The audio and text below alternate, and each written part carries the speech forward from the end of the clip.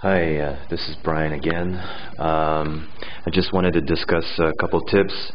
I know it looks a little messy in here, but there's actually a method to this madness.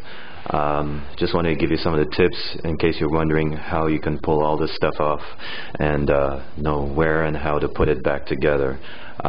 One thing I did was take photos at every step of the process, and what I do is I look in reverse back through those photos as I'm reinstalling all the parts. It's very important, especially to note all the different sensors you pull off and all the different hoses and connectors you pull off in the proper sequence when you're reinstalling the engine. Another little tip is every piece you pull off, for every screw you take out, place it back in the hole, back in the screw hole from which it came from. So screw it back in and keep them there. You can see, like, here's a couple here. Here are some more here for the fuse box. Here's some more here for the body panels. You can see they're all mounted back in. Even on the engine as well, there's screws in place, so that way you don't have to keep track of the screws. And from your photos, you see in reverse which part goes where, and by placing that part back in its position, you'll find the screws you need right there, ready for you.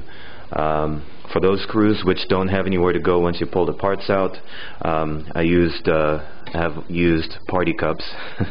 They serve real nicely. I have some masking tape and a Sharpie, and you can see here on this cup, power steering pump is a label there. That's why I had power steering pump screws.